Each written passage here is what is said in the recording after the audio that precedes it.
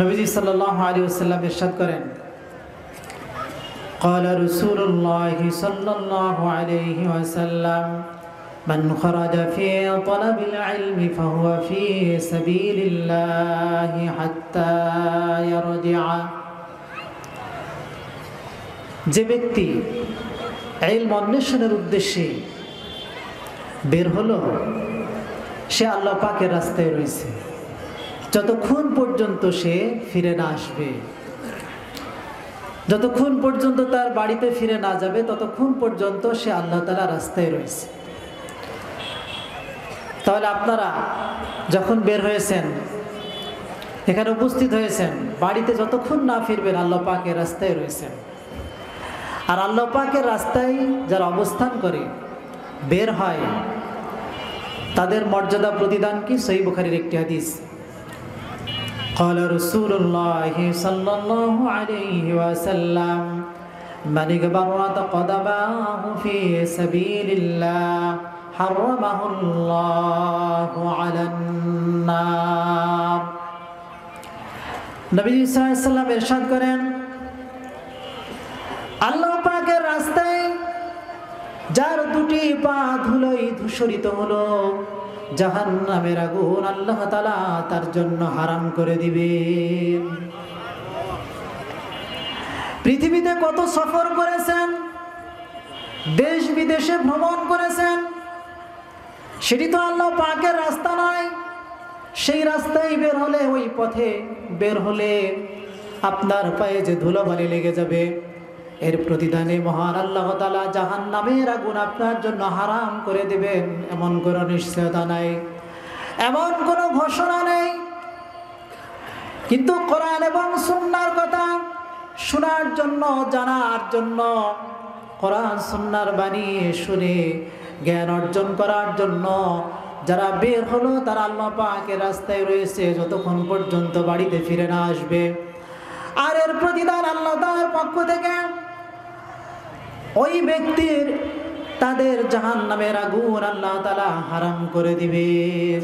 সুবহানাল্লাহ। একদিনের এই আমলটুকু যদি কবুল হয়ে যায় তাহলে বান্দার এর চেয়ে সৌভাগ্যের বিষয় আর কি হতে পারে? এই জন্য কোরআন এবং সুন্নাহর জ্ঞান অর্জন করা, তা শ্রবণ করা, তার শ্রোতা হওয়া, এটা অত্যন্ত সৌভাগ্যের বিষয় এবং বড় প্রতিদানের পাওয়ার একটি আমল।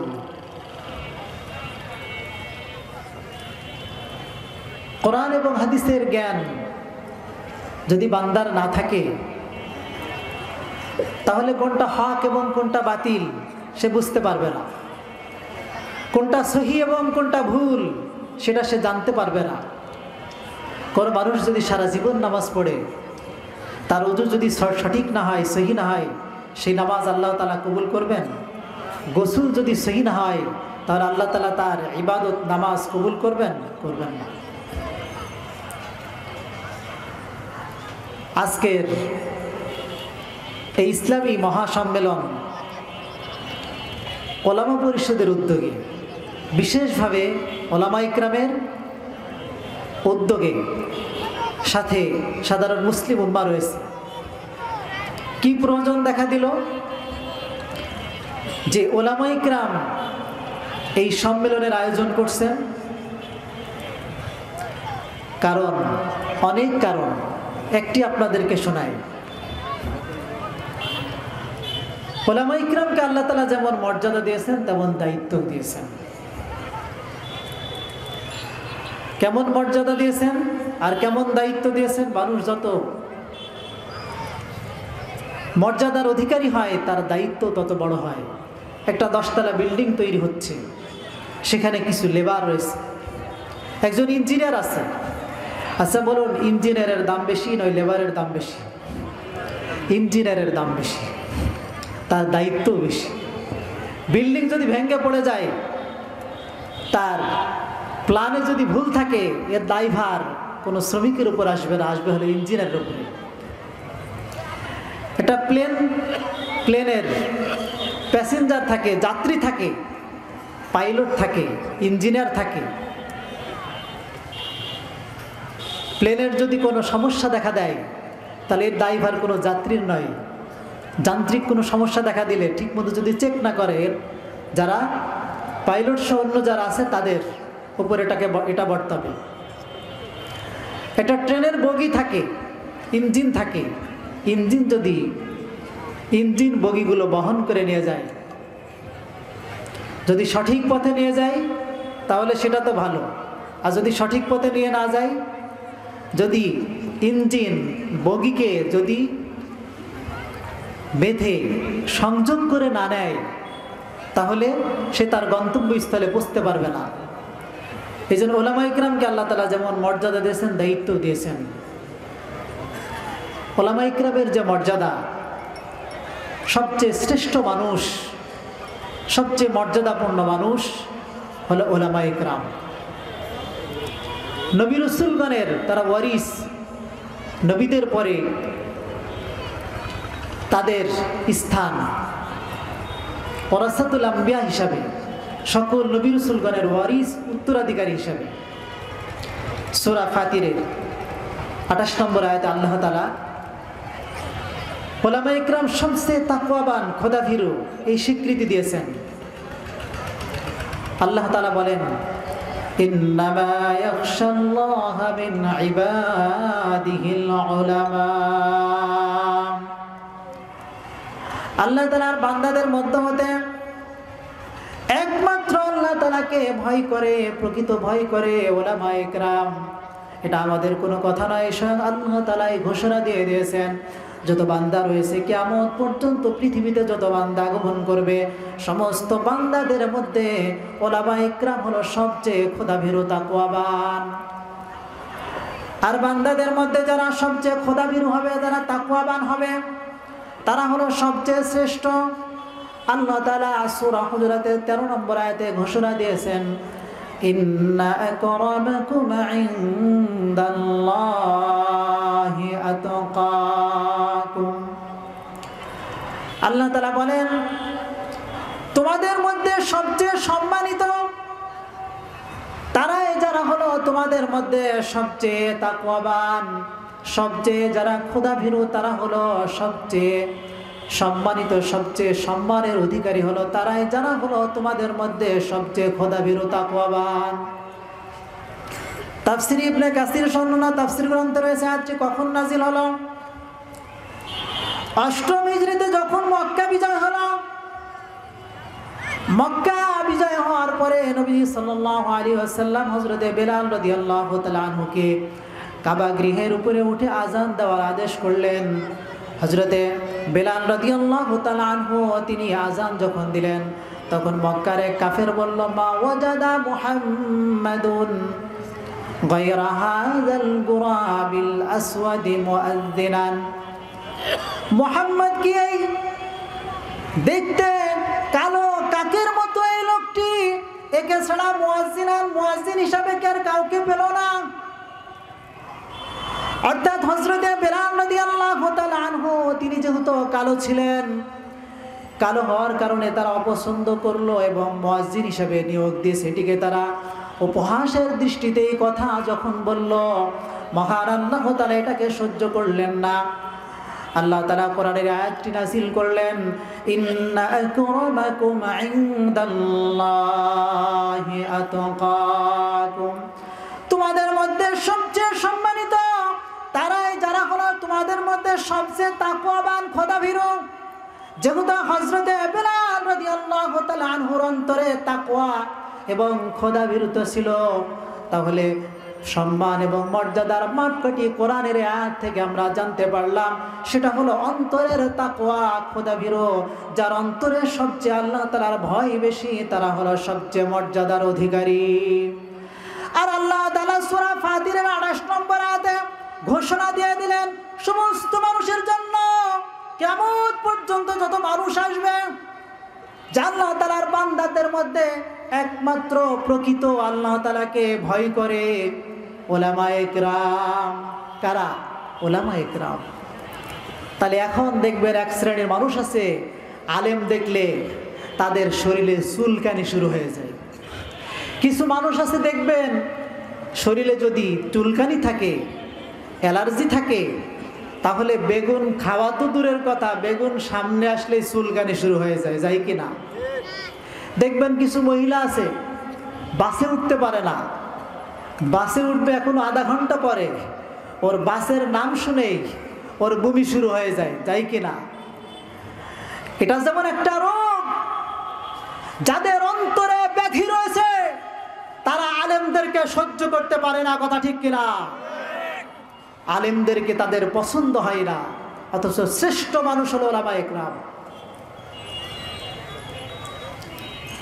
আল্লাহ তাআলা সূরা জুমারের 9 নম্বর আয়াতে বলেন, কুল হাল ইয়াস্তাবিল্লাযীনা ইয়া'লামুনা ওয়াল্লাযীনা লা ইয়া'লামুন।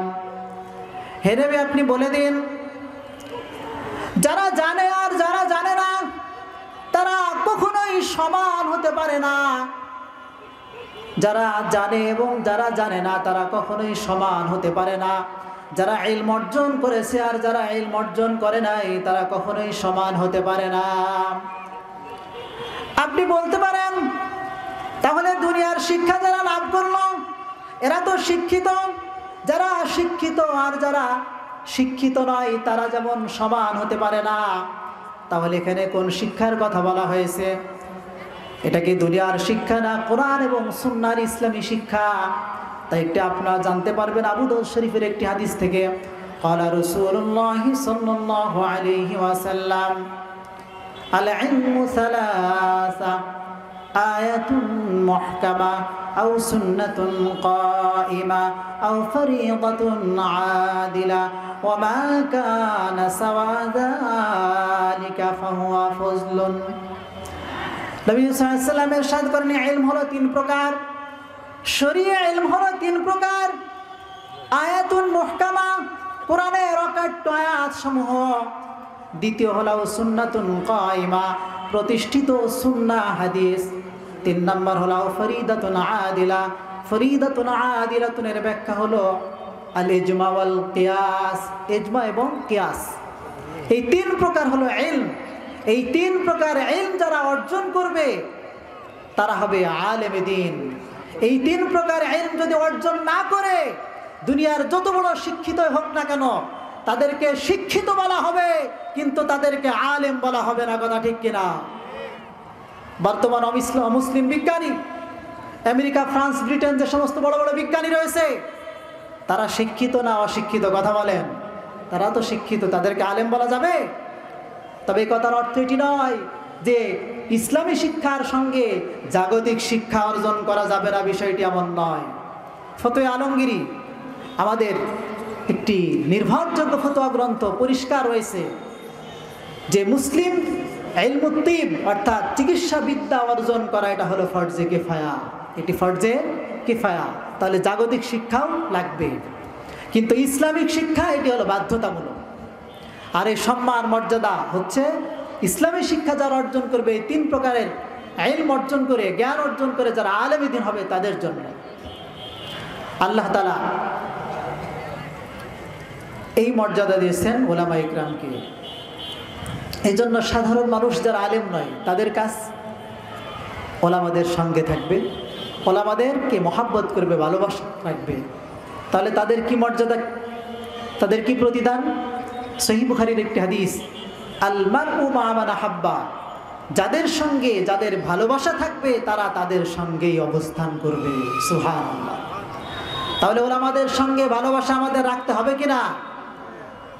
ওলামাদেরকে আল্লাহ তাআলা যে স্থান দান করবেন এই ভালোবাসার বদলতে আল্লাহ তাআলা তাদেরকে সেই স্থান দিবেন।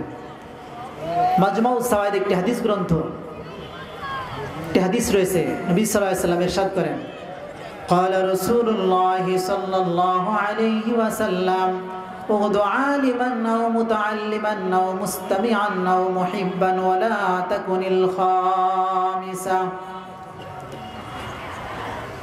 নবীজি বলেন, তোমরা আলেম হও, আও মুতাআল্লিমান অথবা শিক্ষার্থী হয়ে যাও, আও মুস্তামিয়ান অথবা শ্রোতা হয়ে যাও, মুহিব্বান অথবা ওলামাদেরকে ভালোবাসো। আলেম হওয়ার যাদের সুযোগ থাকবে তারা আলেমে দ্বীন হবে, এই সুযোগ যাদের নেই, ওলামা ইকরামের ছাত্র হয়ে যাবে, কোরআন শিখবে, হাদিস সুন্নাহ শিক্ষা লাভ করে ছাত্র হয়ে যাবে। যেমন সাহাবা ইকরাম নবীজি সাল্লাল্লাহু আলাইহি ওয়াসাল্লামের ছাত্র ছিলেন। আপনি 1 ঘন্টার ছাত্র হতে পারেন, 2 ঘন্টার ছাত্র হতে পারেন, প্রতিদিনের 10 মিনিটের ছাত্র হতে পারেন। আপনি ছাত্রের খাতায় যদি আপনি নাম লিখাতে পারেন, তাহলে তালিবুল ইলমের যে মর্যাদা রয়েছে সেই মর্যাদার অধিকারী আপনি হয়ে যাবেন। আও মুস্তামিয়ান আও মুহিব্বান, ওলামাদের কথা শ্রবণ করবে, আও মুহিব্বান, ওলামাদেরকে ভালোবাসবে। ওয়ালা তাকুনিল খামিসা, 5ম শ্রেণীর অন্তর্ভুক্ত হবে না। তাহলে 5ম শ্রেণীর যদি অন্তর্ভুক্ত হয়, নিজে আলেম হলো না, শিক্ষার্থীও হলো না, তাদের কথা শ্রবণও করলো না, ভালোবাসাও রাখলো না, অর্থাৎ হিংসা বিদ্বেষ রাখলো, শত্রুতা পোষণ করলো, তাহলে নিশ্চিত ধ্বংস হয়ে যাবে। নাউজুবিল্লাহ। তাহলে আল্লাহ তাআলা আমাদেরকে ওলামাদের সঙ্গে ভালোবাসা রাখার তৌফিক দান করুন, সকলে বলেন আমিন। মর্যাদা যেমন দিয়েছেন, দায়িত্বও দিয়েছেন। দায়িত্ব আল্লাহ তাআলা সূরা তওবার 122 নম্বর আয়াতের শেষে উল্লেখ করেছেন, ওয়ালিয়ুনযিরু কওমাহুম ইযা রাজাউ ইলাইহিম লাআল্লাহুম ইয়াহযারুন। আল্লাহ তাআলা এই আয়াতে ওলামাদের দায়িত্বের কথা উল্লেখ করেছেন। তারা তার জাতিকে স্নেহ মায়া মমতার সঙ্গে তার জাতিকে ভীতি প্রদর্শন করবে। যখন তারা ইলম শিক্ষা লাভ করার পরে যখন তারা ফিরে আসবে, তাহলে জান্নাতের পথ দেখানো, জাহান্নামের পথ দেখানো। এটি জাহান্নামের পথ, এটি জান্নাতের পথ। জাহান্নামের পথ থেকে দূরে এসে জাহান্নামের পথকে পরিহার করে জান্নাতের পথে সে হাঁটবে। এই পথ দেখানোর দায়িত্ব হলো ওলামা ইকরামের।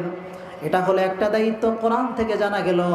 এবার হাদিস থেকে শুনুন, নবী সাল্লাল্লাহু আলাইহি ওয়াসাল্লাম ইরশাদ করেন, ক্বালা রাসূলুল্লাহ সাল্লাল্লাহু আলাইহি ওয়াসাল্লাম, ইযা যাহারাতিল ফিতান ওয়া ক্বালাল বিদআউ ওয়া সুব্বা আসহাবি ফালিযহিরিল আলিমু ইলমা فمن لم يفعل ذلك فعليه لعنة الله والملائكة والناس أجمعين لا يقبل الله له صرفا ولا عدلا। নবীজি বলেন, যখন ফিতনা প্রকাশ পাবে, বিদআত কুসংস্কার যখন সমাজে প্রকাশ পাবে, দিনের নামে বিভিন্ন ধরনের ফিতনা যখন প্রকাশ পাবে, অসুব্বা সাহাবী এবং আমার সাহাবীদেরকে গালি দেওয়া হবে, ফালিয়ুযহিরিল আলিমু ইলমা, তখন একজন আলেমের দায়িত্ব হলো তার ইলমকে সে প্রকাশ করবে। কোরআন এবং সুন্নাহর আলোকে ওই দিনের নামে যত ফিতনা রয়েছে সেগুলিকে জনগণের সামনে পরিচয় করিয়ে দিবে, সেগুলিকে খণ্ডন করবে। বেদাত কুসংস্কার কোনগুলি সেগুলিকে জাতির সামনে তার পরিচয় তুলে ধরবে। দিনের নামে কোনটা কুফর এবং শিরক সেগুলি জাতির সামনে তুলে ধরবে। এটা হলো একজন আলেমের দায়িত্ব, এটা হলো ওয়াজিব। এরপরে নবীজি বলেন, যারা এই সমস্ত দায়িত্ব পালন করবে না, ফালাইহি লানাতুল্লাহ, তাদের উপরে আল্লাহ তাআলার লানত, ফেরেশতা কুলের লানত, সমস্ত মানুষের লানত ওই সকল আলেমদের উপর। লা ইয়াকবালুল্লাহু লাহু সরফান ওয়ালা আদলা, আল্লাহ তাআলা তাদের ফরজ এবং নফল কোনো ইবাদত কবুল করবেন না। সকলে বলেন নাউজুবিল্লাহ। তাহলে সমাজের যত ফিতনা, দ্বীনের নামে কুফরি মতবাদ, বাতিল ভ্রান্ত মতবাদ, এগুলি জাতির সামনে তুলে ধরতে হবে, সেটাকে খণ্ডন করতে হবে। এটা উলামা ইকরামের দায়িত্ব। মুখ বুজে বসে থাকবে যখন হুজুর অনেক ভালো আমাদের আলেম, উনি কারো ব্যাপারে কোনো কিছু বলে না, ওই আলেমের যদি ফরজ ইবাদত কবুল না হয়, নফল ইবাদত যদি কবুল না হয়, তাহলে আলেম হয়ে কি করলো, আল্লাহ তাআলার কাছে কি জবাব দিবে? তাহলে অবশ্যই সমাজের ইসলামের নামে, দ্বীনের নামে যে সমস্ত কুফরি মতবাদ আছে, ঈমান বিধ্বংসী মতবাদ আছে, সেগুলি জাতির সামনে তুলে ধরতে হবে। কথা ঠিক কিনা? এটা হলো তাদের দায়িত্ব। এই দায়িত্ব স্বয়ং নবী সাল্লাল্লাহু আলাইহি ওয়াসাল্লাম দিয়েছেন।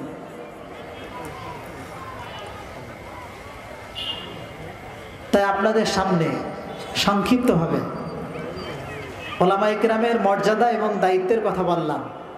এবার যে দায়িত্ব এই সম্পর্কে এই পরিষদের পক্ষ থেকে সেটা আপনাদের সামনে পেশ করছি। প্রথম কথা হলো, জান্নাতে যাবে কয়টা দল? কথা বলেন, কয়টা? একটি দল। সূরা আল ইমরান 106 নম্বর আয়াত আল্লাহ তাআলা বলেন, ইয়াউমা তাবিয়াদ্দু উজুহু ওয়া তাসওয়াদ্দু উজুহ। আল্লাহ তাআলা বলেন, সেদিন একদল মানুষের চেহারা হাস্যোজ্জ্বল হবে, আরেক দল মানুষের চেহারা কালো বর্ণের হবে। সূরা আল ইমরান 106 নম্বর আয়াতের তাফসীর খুলে দেখুন। তাফসীর ইবনে কাসির সহ অনেক তাফসীর গ্রন্থে রয়েছে। সাহাবীদের মধ্যে সর্বশ্রেষ্ঠ তাফসীরকার হযরত আব্দুল্লাহ ইবনে আব্বাস রাদিয়াল্লাহু আনহুমা বলেন, ইয়াউমা তাবিয়াদ্দু উজুহু আহলিস সুন্নাহ ওয়াল জামাআহ ওয়া তাসওয়াদ্দু উজুহু আহলিল বিদআতি ওয়াল ফিরাকা। সেদিন যাদের চেহারা হাস্যোজ্জ্বল হবে তারা কারা? তারা হলো আহলুস সুন্নাত ওয়াল জামাতের অনুসারী যারা, তাদের চেহারা হাস্যোজ্জ্বল হবে। ওয়া তাসওয়াদ্দু উজুহু আহলিল বিদআতি ওয়াল ফিরাকা, বেদাতি সম্প্রদায় এবং বিভিন্ন ভ্রান্ত সম্প্রদায় যারা রয়েছে তাদের চেহারা কালো বর্ণের হয়ে যাবে। 107 নম্বর আয়াতে আল্লাহ তাআলা বলেন, যাদের চেহারা হাস্যোজ্জ্বল হবে, ওয়াম্মাল্লাযীনা বিয়াদ্দাত উজুহুহুম ফাফি রাহমাতিল্লাহ, যাদের চেহারা হাস্যোজ্জ্বল হবে তারা আল্লাহ তাআলার রহমতে প্রবেশ করবে। আল্লাহ তাআলার রহমতে প্রবেশ করে অর্থাৎ জান্নাতে তারা প্রবেশ করবে। তাহলে কোরআনের আয়াত থেকে আপনারা জানতে পারলেন, আহলুস সুন্নাত ওয়াল জামাতের যারা অনুসারী তারা হলো জান্নাতি মানুষ, এটা হলো জান্নাতি দল। কথা ঠিক কিনা? এটা হলো জান্নাতি দল, তারা হলো আহলুস সুন্নাহ ওয়াল জামাত। আর আহলুস সুন্নাহ ওয়াল জামাত ছাড়া বাকি যে 72 দল, এই 72 দল হলো জাহান্নামী দল। এই জন্য নাজাতপ্রাপ্ত দল হিসাবে আমাদের নাম পরিচয় কি? কথা বলেন। আমাদের পরিচয় হলো আহলুস সুন্নাহ ওয়াল জামাত।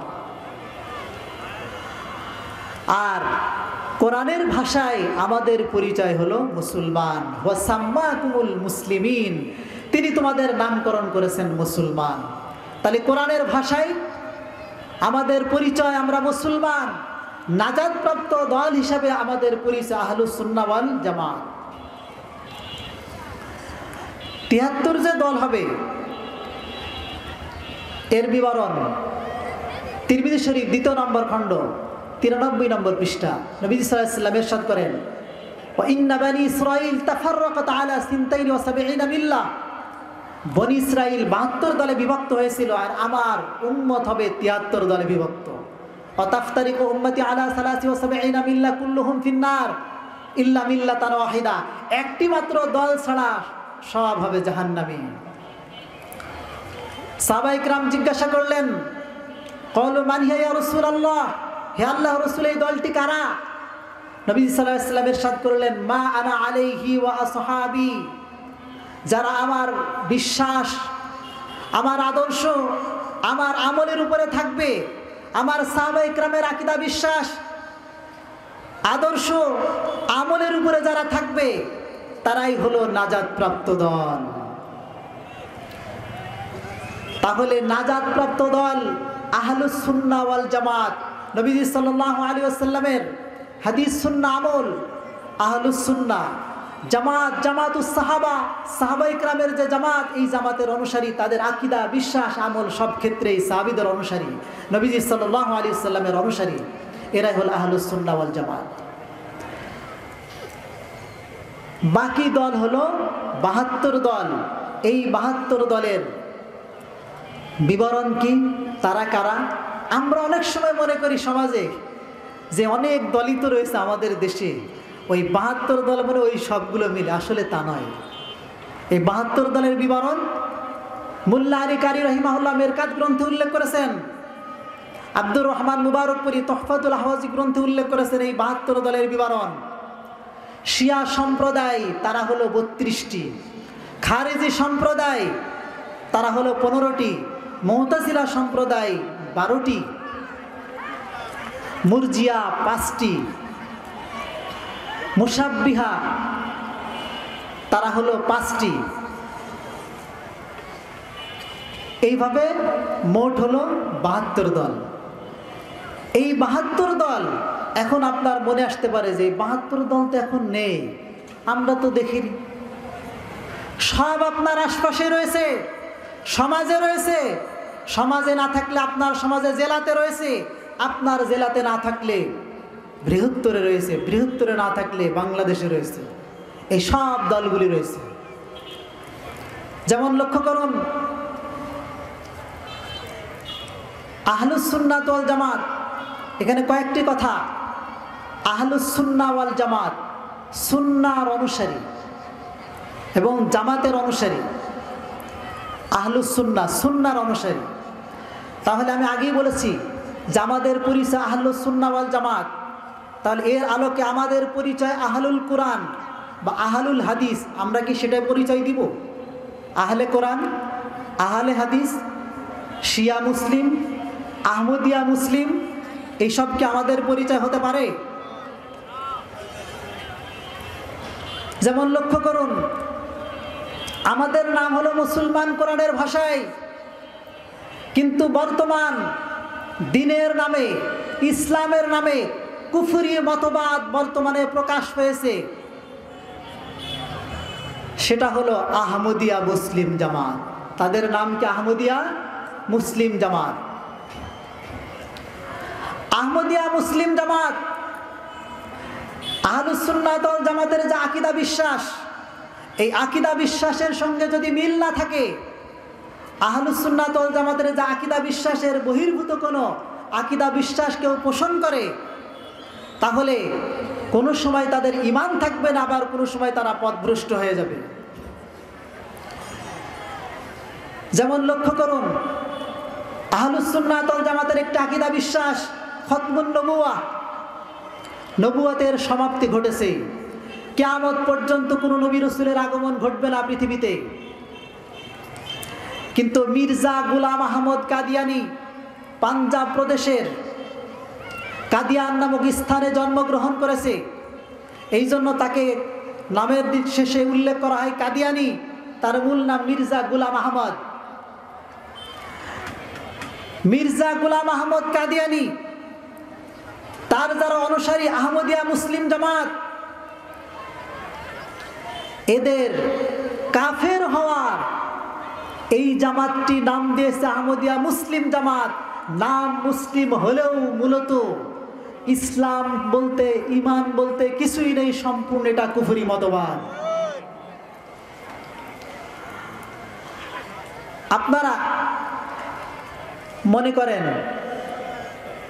গোলাম আহমদ কাদিয়ানির অনুসারীরা, কাদিয়ানি সম্প্রদায় যে কাফের, কাফের হওয়ার ছোট একটা কারণ আর বড় একটা কারণ আপনাদেরকে সামনে পেশ করব। খতমে নবুয়তকে অস্বীকার করা, এটা কাফের হওয়ার জন্য বড় কারণ না ছোট কারণ? কথা বলেন না, বড় কারণ কেন হবে? খতমে নবুয়তকে অস্বীকার করেছে, এটা হলো কাদিয়ানি সম্প্রদায় কাফের হওয়ার ছোট্ট কারণ। বড় কারণ কি তাহলে? বড় কারণ শুনুন, তাদের গ্রন্থ, তার গ্রন্থ রুহানি খাজায়েন 13 নম্বর খণ্ডে রয়েছে, 5 নম্বর খণ্ডে রয়েছে, গোলাম আহমদ কাদিয়ানি যে কাফের, তার অনুসারীরা যে কাফের, এটার জন্য সবচেয়ে বড় কারণ হলো গোলাম আহমদ কাদিয়ানি নিজেকে খোদার দাবি করেছে। সকলে বলেন নাউজুবিল্লাহ। রুহানি খাজাইন 13 এবং 5 নম্বর খণ্ডে রয়েছে। मैंने अपने काश में देखा कि मैं खुदावंद हूँ, আমি আমার কাশফে দেখলাম যে আমি হলাম খোদা। তো मैंने यकीन कर लिया मैं वही हूँ, তখন আমি বিশ্বাস করলাম, यकीन করলাম, বিশ্বাস করলাম যে আমি বাস্তবই সেটি। সকলে বলেন নাউজুবিল্লাহ। গোলাম আহমদ কাদিয়ানি নিজেকে খোদার দাবি করেছে। আপনারা জানেন খোদার দাবি দাবি করেছে ফেরাউন, কথা ঠিক কিনা? তবে ফেরাউন আর তার মাঝে পার্থক্য হলো, ফেরাউন খোদার দাবি করেছিল, কিন্তু সে বিশ্বাস করত অন্য খোদাও রয়েছে আর আমিও খোদা। এই জন্য সূরা নাজিয়াতে রয়েছে আনা রব্বুকুমুল আ'লা, আমি হলাম তোমাদের বড় খোদা, বড় রব। তাহলে ছোট ছোট রব আরো আছে, কিন্তু আমি হলাম তোমাদের বড় রব। আর গোলাম আহমদ কাদিয়ানী সে নিজেকেই স্বয়ং খোদার দাবি করেছে। তাহলে যে খোদা নিজেকে খোদার দাবি করতে পারে সে নিঃসন্দেহে কাফের, ফেরাউনের চেয়েও বড় কাফের। তাকে যারা অনুসরণ করবে তারাও কাফের, কথা ঠিক কিনা? এটা হলো কাফের হওয়ার বড় কারণ। দ্বিতীয় কারণ তিনটা বলবো মাত্র। দ্বিতীয় কারণ খতমে নবুয়তকে অস্বীকার করা নয়। দ্বিতীয় কারণ রুহানি খাজায়েন 18 নম্বর খণ্ড 211 নম্বর পৃষ্ঠা, তার নিজের বক্তব্য। প্রধান মেহমান অল্প সময় স্টেজে আসবে, আপনারা যারা আছে একটু টেলান দেরি আছে আপনি বলুন, অল্প সময় বলে দিলে একটু আসবে।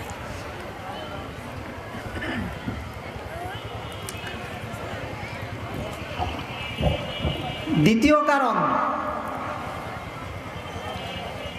সে নিজে বলেছে মাই রসুল ভি হু আর মাই নবী ভি হু, আমি নিজে রসুল এবং নিজে আমি নবী। সকলে বলেন নাউজুবিল্লাহ। রুহানি খাজাইন 18 নম্বর খণ্ড 231 নম্বর পৃষ্ঠাতে রয়েছে সচ্চা खुदा वही है जिसने कदियान में अपने रसूल को भेजा। সত্য খোদা তিনি যিনি কাদিয়ান নামক গ্রামে স্থানে নিজের রসুলকে প্রেরণ করেছেন। সকলে বলেন নাউজুবিল্লাহ। তাহলে গোলাম আহমদ কাদিয়ানী নিজেকে নবী এবং রসুলের দাবি করেছে, কথা ঠিক কিনা? তাহলে যে নিজেকে রসুল দাবি করে, নিজেকে নবীর দাবি করে, তাহলে সে নিজেও নিঃসন্দেহে কাফের। তাকে যারা অনুসরণ করবে তারাও কাফের, কথা ঠিক কিনা? 3 নম্বর কারণ সে খতমে নবুয়তকে, নবীজি সাল্লাল্লাহু আলাইহি সাল্লাম শেষ নবী, এটাকে সে অস্বীকার করেছে, শেষ রসুল এটাকে অস্বীকার করেছে। অথচ মহান আল্লাহ তাআলা সূরা আহজাবের 40 নম্বর আয়াতে উল্লেখ করেছেন মা কানা মুহাম্মাদুন আবা আহাদিন মির রিজালিকুম ওয়ালাকিন রাসূলুল্লাহ ওয়া খাতামান নাবিয়্যিন। মুহাম্মদ সাল্লাল্লাহু আলাইহি ওয়াসাল্লাম তোমাদের কোনো পুরুষের পিতা নন, তবে তিনি আল্লাহর রসুল। ওয়ালাকিন রাসূলুল্লাহ ওয়া খাতামান নাবিয়্যিন, সমস্ত নবীদের সমাপ্তকারী, সমস্ত রসুলদের সমাপ্তকারী। তিনি সর্বশেষ নবী, সর্বশেষ রসুল। কোরআন থেকে অকাট্য প্রমাণিত হলো যে নবীজি সাল্লাল্লাহু আলাইহি সাল্লাম সর্বশেষ নবী এবং সর্বশেষ রসুল, কথা ঠিক কিনা? আপনার জেলার আলমডাঙ্গা এলাকার, আলমডাঙ্গা থানার হাসিবুল হক চিশতি এক ভণ্ড পীর, তার যে বই, সেই বইয়ের ভিতরে লিখেছে আয়াতের ভিতরে নবীদের খাতামান নাবিয়্যিন, নবীদের সমাপ্তকারী। তাহলে উনার পরে কিয়ামত পর্যন্ত নবী আসবে না, তবে রসুল আসতে পারবে। নাউজুবিল্লাহ। যেহেতু খাতামান নাবিয়্যিন নবীদের সমাপ্তকারী, চিন্তা করুন। ইউদিল্লু বিহি কাসীরা ওয়া ইয়াহদি বিহি কাসীরা, সূরা বাকারা 26 নম্বর আয়াত। আল্লাহ তাআলা বলেন এর মাধ্যমে আল্লাহ তাআলা পথভ্রষ্ট করেন, এর মাধ্যমে আল্লাহ তাআলা হেদায়েত দান করেন। কোরআন পড়ে, কোরআনের উপমা পড়ে হেদায়েত পাবে, আবার গুমরাহ হবে, কথা ঠিক কিনা? তাহলে কোরআনের আয়াত দিয়ে দলিল পেশ করে নিজে গুমরাহ হয়েছে, পথভ্রষ্ট হয়েছে। অথচ লক্ষ্য করুন তিরমিজি শরীফের হাদিস 2222 নম্বর হাদিস, নবীজি সাল্লাল্লাহু আলাইহি ওয়াসাল্লাম ইরশাদ করেন, 2275 নম্বর হাদিস, নবীজি সাল্লাল্লাহু আলাইহি ওয়াসাল্লাম ইরশাদ করেন ক্বালা রাসূলুল্লাহ সাল্লাল্লাহু আলাইহি ওয়াসাল্লাম ইন্নার রিসালাতা ওয়ান নুবুওয়াতা ক্বাদ ইনকাতাআত। রাসূল হওয়া, নবী হওয়ার সিলসিলা, ধারাবাহিকতা, এটার সমাপ্তি ঘটে গেছে। লা রাসূলা ওয়ালা রাসূলা বাদি ওয়ালা নবিয়্যা, আমার পরে কোনো রসুল আসবে না, আমার পরে কোনো নবী আসবে না। কথা কি আপনারা বুঝতে পেরেছেন? পরিষ্কার হাদিস এবং হাদিস সহিহ। সম্মানিত সুধী, প্রধান অতিথি উপস্থিত হয়ে গেছেন, অল্প কিছুক্ষণের মধ্যে চলে আসবেন। আপনারা আশপাশে যারা দাঁড়িয়ে রয়েছেন সামনের দিকে চলে আসুন। তাহলে আজকের এই সংক্ষিপ্ত আলোচনা থেকে আপনারা জানতে পারলেন কাদিয়ানি বাংলাদেশ থেকে রাষ্ট্রীয়ভাবে কাদিয়ানীদের অমুসলিম ঘোষণা করতে হবে। কথা ঠিক কিনা? এই দায়িত্ব কি শুধু ওলামায়ে ইকরামের না, মুসলিম উম্মাহ যাদের ঈমান রয়েছে সকলের উপরে দায়িত্ব, সকলের দায়িত্ব।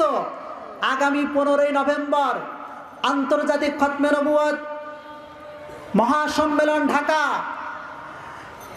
এই মহাসম্মেলন থেকে এটিকে সফল করার জন্য আমাদের সার্বিক চেষ্টা করতে হবে এবং সরকারিভাবে, রাষ্ট্রীয়ভাবে কাদিয়ানীদের মতন কাফের সম্প্রদায়কে রাষ্ট্রীয়ভাবে তাদেরকে অমুসলিম ঘোষণা করতে হবে। কথা ঠিক কিনা? তারা আমাদের দেশে থাকতে পারবে অমুসলিম পরিচয় দিয়ে, ইসলামের নাম দিয়ে, কোরআন এবং হাদিসের নাম দিয়ে মানুষকে কাফের বানানোর এই ষড়যন্ত্র অবশ্যই রুখতে হবে। কথা ঠিক কিনা? সম্মানিত সুধী, একটি বিষয় সম্পর্কে আলোচনা করলাম, এবার 2 ফিতনা। আহলে কোরআন একটি ফিতনা। নাম কিন্তু চমৎকার। দেখবেন যত বাতিল সম্প্রদায়, কুফরি সম্প্রদায়, তাদের নাম কিন্তু তত চমৎকার। নাম কি? আহলে কোরআন। বিভ্রান্তিকর, মানুষকে বিভ্রান্ত করছে, নাম দিয়েছে আহলে কোরআন। নাম আহলে হাদিস আছে না নাই? কত চমৎকার নাম! আহলে হাদিস, হাদিসের অনুসারী। আহলে কোরআন, কোরআনের অনুসারী। প্রথমে শোনা মাত্রই মনে করবে কত সুন্দর চমৎকার নাম। বোতলের গায়ে লেখা রয়েছে 1 নম্বর খাঁটি মধু, ভিতরে হলো বিষ ভরা। এই নাম আহলে কোরআন। বিষয়টি হলো এমন, কোরআনের অনুসারী মানে শুধু কোরআন মানে, হাদিস মানে না। সকলে বলেন নাউজুবিল্লাহ। এরা হলো আহলে কোরআন। কেউ যদি শুধুমাত্র কোরআন মানে, হাদিস না মানে, তাহলে কি অবস্থা হবে তাদের? এই আহলে কোরআন সম্প্রদায়, ওই যে 72 দল শিয়া সম্প্রদায়, শিয়া সম্প্রদায়ের 32 দল, তাদের ভিতরে রাফিজি একটি সম্প্রদায়, শিয়া রাফিজি। খারেজিদের এবং খারেজি সম্প্রদায়, খারেজি এবং রাফিজি শিয়া সম্প্রদায় সর্বপ্রথম হাদিসকে অস্বীকার করেছে। সকলে বলে নাউজুবিল্লাহ। হাদিসকে অস্বীকার করেছে। তাহলে হাদিসকে অস্বীকার করেছে শিয়া রাফিজি সম্প্রদায়, খারেজি সম্প্রদায়। বর্তমান যুগে যদি কেউ হাদিসকে অস্বীকার করে তাহলে তারাও হলো ওই রাফিজি শিয়া সম্প্রদায়ের অনুসারী। কথা ঠিক কিনা?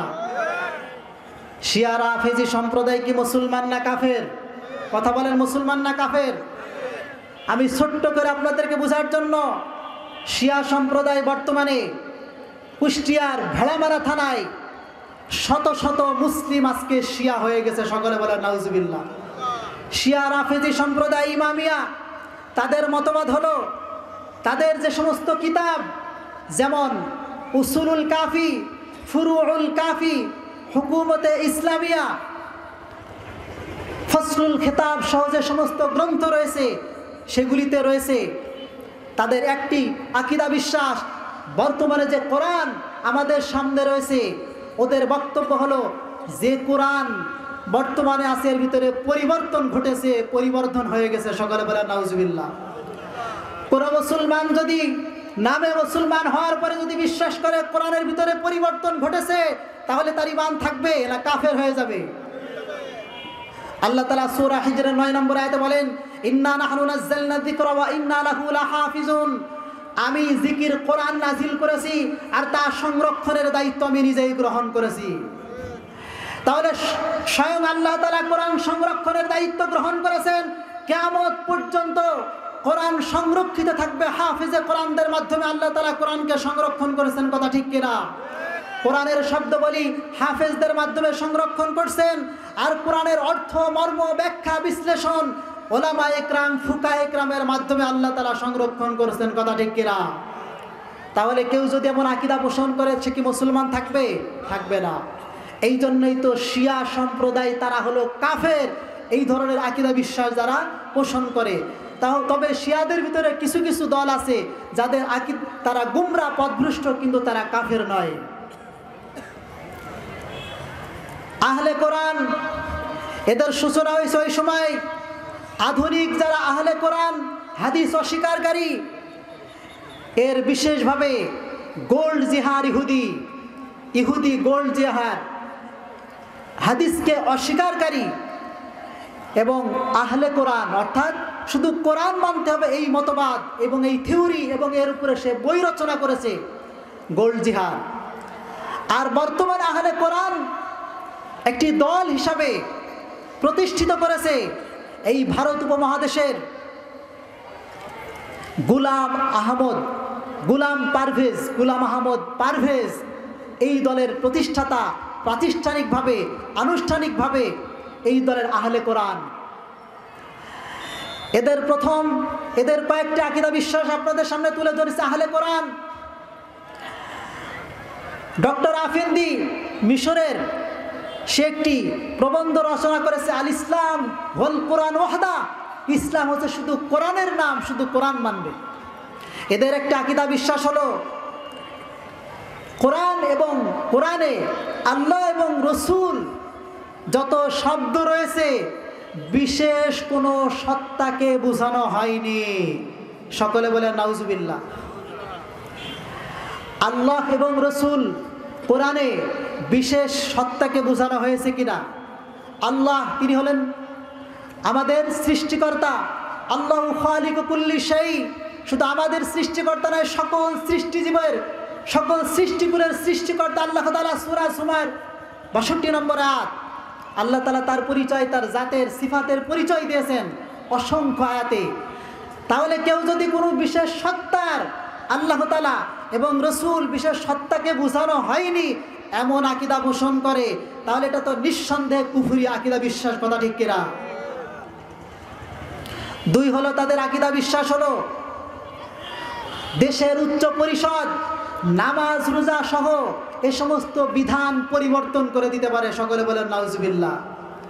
৩ নাম্বার আকীদা বিশ্বাস, আখেরাত বলতে কোনো কিছু নেই, ভবিষ্যৎকালটাই হলো আখেরাত। সকলে বলেন নাউজুবিল্লাহ।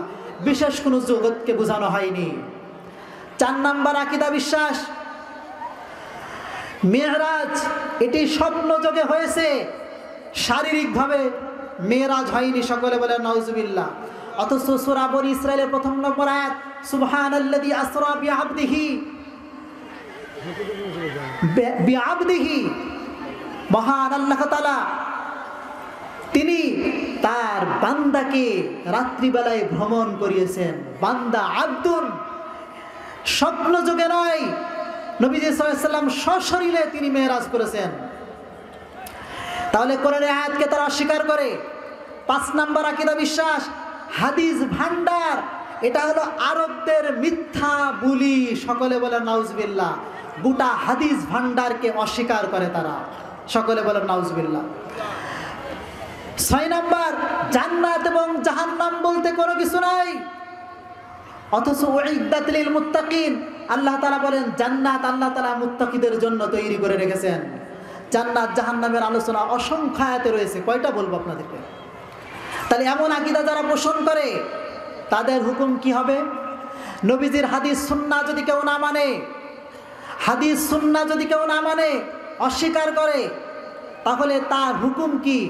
কোরআনের আয়াত থেকে শুনুন, সূরা নিসা ৬৫ নম্বর আয়াত আল্লাহ তাআলা বলেন, ফালা ওয়া রাব্বিকা লা ইউমিনুনা হাত্তা ইউহাক্কিমুকা ফীমা শাজারা বাইনাহুম।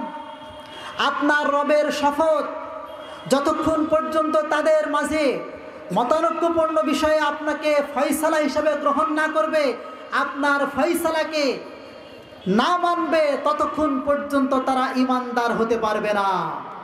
তাহলে নবীজি সাল্লাল্লাহু আলাইহি ওয়াসাল্লামের যে ফয়সালা, যে বাণী, মনোসমর্থন, মনোসম্মতি এবং যে কাজ, এটাই তো হলো হাদিস সুন্নাহ।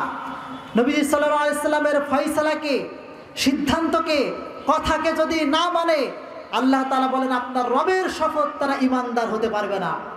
কাজেই কোনো ব্যক্তি যদি বলে শুধুমাত্র কোরআন মানবো, হাদিস মানবো না, হাদিস মানি না, এমন কথা যদি বলে, তাহলে তারা কাফের হয়ে যাবে, এতে কোনো সন্দেহ নেই। এই আয়াতের আলোকে হাদিস সুন্নাহ যে মানতে হবে, এ সম্পর্কে মাত্র কয়েকটা দলিল আপনাদের সামনে পেশ করছি। 1 নাম্বার, আল্লাহ তাআলা বলেন সূরা হাশর 7 নম্বর আয়াত, মা আতাকুমুর রাসূল ফাখুযু ওয়া মা নাহাকুম আনহু ফান্তাহু। রাসূল যা তোমাদেরকে দিয়েছেন তা তোমরা গ্রহণ করো, ওয়া মা নাহাকুম আনহু ফান্তাহু, তিনি যা থেকে তোমাদেরকে নিষেধ করেছেন তা থেকে তোমরা বিরত থাকো। তাহলে নবীজি যা দিয়েছেন, যা বলেছেন, যা দিয়েছেন সেটি গ্রহণ করার আদেশ কে করেছেন? আল্লাহ তাআলা। তাহলে এটা মানতে হবে কিনা?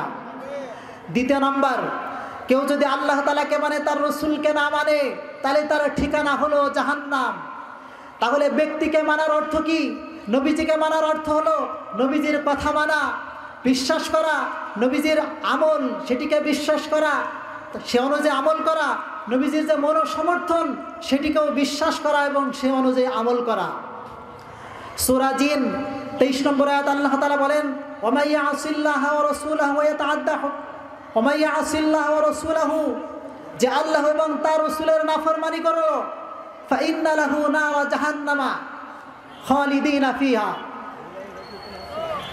সে চিরস্থায়ী জাহান্নামে থাকবে। সকলে বলেন নাউজুবিল্লাহ। আল্লাহ তাআলা আমাদেরকে থেকে হেফাজত করুন, সকলে বলেন নাউজুবিল্লাহ। তাহলে আল্লাহকে মানলো, আল্লাহ রসুলকে যদি না মানে, হাদিস সুন্নাহ না মানে, তার ঠিকানা হলো জাহান্নাম। 3 নম্বর দলিল সূরা নাজমের 3 এবং 4 নম্বর আয়াত, ওয়া মা ইয়ানতিকু আনিল হাওয়া ইন হুয়া ইল্লা ওয়াহয়ুহা, নবী তিনি মন গড়া কোনো কিছু বলেন না। নবীজি তিনি মন গড়া কোনো কিছু বলেন না, যা বলেন সেটা ওহীর মাধ্যমে বলেন, তার প্রতি যে ওহী প্রত্যাদেশ করা হয় ওহীর মাধ্যমেই বলেন। তাহলে নবীজি সাল্লাল্লাহু আলাইহি সাল্লামের যে হাদিস সুন্নাহ, এটাও হলো ওহী, ওহীর একটি প্রকার। এটা হলো ওহিয়ে গাইরে মাতলু, অপঠিতব্য ওহী। ওহী হলো 2 প্রকার, কোরআন এটা হলো ওহী মাতলু, পঠিতব্য ওহী, আর হাদিস সুন্নাহ এটা হলো অপঠিতব্য ওহী গাইরে মাতলু। তাহলে দুটিই হলো ওহী। 4 নম্বর দলিল সূরা তাওবার 29 নম্বর আয়াত, ওয়ালা ইউহাররিমুনা মা হারামাল্লাহু ওয়া রাসূলুহু, যারা আল্লাহ তাআলা যেটাকে হারাম করেছেন হারাম মনে করে না, ও রাসূলুহু, এবং তার রাসূল যেটা হারাম মনে করেছেন, হারাম করেছেন সেটাকে হারাম মনে করে না, তাদের ব্যাপারে শাস্তির বিধান আল্লাহ তাআলা দিয়েছেন। তাহলে আল্লাহ তাআলা যেমন হারামের বিধান দেন, নবীজি সাল্লাল্লাহু আলাইহি ওয়াসাল্লাম হাদিসের মাধ্যমে, সুন্নাহর মাধ্যমে হারামের বিধান দেন। কথা ঠিক কিনা? এটা হলো কোরআনের আয়াত। আল্লাহ তাআলা হারামের বিধান দেন, নবী সাল্লাল্লাহু আলাইহি ওয়াসাল্লাম হারামের বিধান দেন। উদাহরণস্বরূপ, যদি কেউ কোরআন না মানে, কোরআন মানে হাদিস সুন্নাহ যদি না মানে, কুকুরের গোশত খাওয়া হারাম, এটি কি কোরআনে আছে? কথা বলেন, কোরআনে আছে? কোরআনের নেই। কুকুরের গোশত খাওয়া হারাম, এটা হাদিস দ্বারা প্রমাণিত। তাহলে কেউ যদি কোরআন মানে হাদিস না মানে, তাহলে তাকে কুকুরের গোশত খেতে হবে। কথা ঠিক কিনা? কুকুরের গোশত কি আমরা খাবো? তাহলে যারা আহলে কোরআন ওরা কুকুরের গোশত খাবে। কথা বুঝতে পেরেছেন? হাদিস যদি কেউ গ্রহণ না করে, না মানে, নামাজ থেকে শুরু করে নিয়ে কোনো আমল পরিপূর্ণভাবে করা সম্ভব নয়। উদাহরণস্বরূপ আল্লাহ তাআলা অসংখ্য আয়াতে নামাজের আদেশ করেছেন। নামাজ কয় রাকাত পড়া লাগবে, এই রাকাতের বিবরণ কি কোরআনে আছে? ফজর থেকে শুরু করে ঈশা পর্যন্ত নামাজের রাকাত সংখ্যা এটা কোরআনে নেই। তাহলে আপনি নামাজ পড়বেন কিভাবে? এই জন্য তো আল্লাহ তাআলা নবী সাল্লাল্লাহু আলাইহি ওয়াসাল্লামকে আদেশ করেছেন, নবী সাল্লাল্লাহু আলাইহি ওয়াসাল্লাম কোরআনের ব্যাখ্যাকার, লিতুবাইয়িনা লিন-নাস, আমি আপনার প্রতি যে কোরআন নাজিল করেছি যাতে আপনি মানুষকে ব্যাখ্যা বিশ্লেষণ করে শোনান। তাহলে হাদিস ভান্ডার এটা হলো নবী সাল্লাল্লাহু আলাইহি ওয়াসাল্লামের ব্যাখ্যা বিশ্লেষণ কোরআনের। এই জন্য নামাজ কয় রাকাত পড়বেন, কিভাবে পড়বেন, হাদিস মানা ছাড়া কোনো উপায় নেই। আচ্ছা, এরপরে বলুন, আপনি শুধু নামাজ রোজা নয়, হজ যাকাত নয়, দুনিয়ায় চলার ক্ষেত্রে আপনার ওয়াশরুমে যাওয়ার প্রয়োজন। আপনি কি বসে আপনি ওয়াশরুমের কাজ সমাপ্ত করবেন, না দাঁড়িয়ে? কথা বলেন, বসে না দাঁড়িয়ে? যদি বলেন দাঁড়িয়ে, তাহলে কোরআন থেকে দেখাতে হবে। যদি বলে বসে, সেটাও কোরআন থেকে দেখাতে হবে। সেটা কি কোরআনে আছে? এটা আছে কোথায়? হাদিসে স্পষ্ট বিবরণ রয়েছে। দাঁড়িয়ে এগুলি নিষেধ, বসবে কোন দিকে ফিরে বসবে, কোন দিকে ফিরে বসবে না, সব বিবরণ হাদিসের পাতায় রয়েছে। কথা ঠিক কিনা?